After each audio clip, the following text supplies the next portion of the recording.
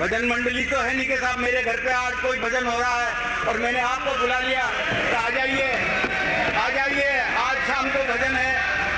धारीवाल तो बुद्धि भ्रष्ट हो गई था, बुढ़ापे में उनकी मति भ्रष्ट हो गई। सरकार तो नहीं बनी है, लेकिन राजनीति वही पुरानी है। एक दूसरे पर आरोप प्रत्यारोप करना और बयान देते वक्त नैतिकता का जरा भी ख्याल न रखना। अब हवा महल से विधायक बाल मुकुंद आचार्य का बयान ही सुन लीजिए और जिस अंदाज में उन्होंने पलटवार किया है उस पर भी जरा ध्यान दीजिए। धारीवाल तो बुद्धि भ्रष्ट हो गई था, बुढ़ापे में उनकी मति भ्रष्ट हो गई। कभी बोलता है मर्दों का प्रदेश की शर्म नहीं आई। बूढ़े आदमी, बुजुर्ग आदमी इस समय नमोकार मंत्र का जप करे, राम नाम का जप करे, भगवान का भजन करे, इस प्रकार की गंदे बोल न बोले। काली पट्टी बांध आए, क्या संदेश देना चाहते हो? खुशी का माहौल है, प्रसन्नता का माहौल है और कुशासन चला गया, डिलीट मार दी गई है सरकार को। अब तो समझ जाओ, देखो ये जनता तो डिलीट मार चुकी है। उसके बाद काली पट्टी बांध के विरोध कर रहे हैं हमारा। फिर कह रहे हैं कि यहाँ भजन मंडली आ गई, ये भजन मंडली। अरे साहब, भजन से क्या आपत्ति है तुम्हें? भजन अच्छी चीज है।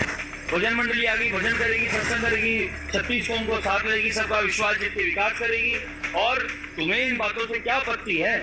ये परिवार में हम लोग सामूहिक रूप से संगठित होकर और यहाँ विकास का काम के लिए आज हुए हैं, शपथ का कार्यक्रम हुआ है। वो बयान भी सुनिए जिस पर बाल मुकुंद आचार्य इतना तिलमिला गए।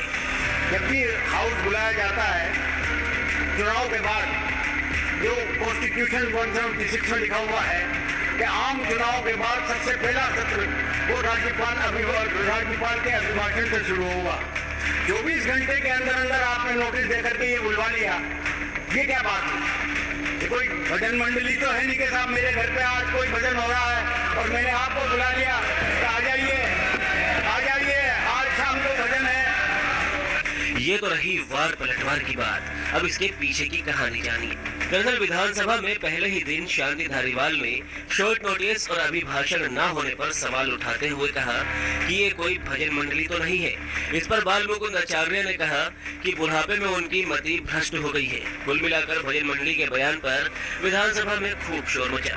बीजेपी ने आरोप लगाया कि ये सनातन का अपमान है, जबकि कांग्रेस की तरफ से इस पर फिलहाल कोई प्रतिक्रिया नहीं आई है। शांति धारीवाल और बाल मुकुंद आचार्य के बयान पर आपकी क्या राय है? आप भी हमें कमेंट सेक्शन में जरूर बताएं।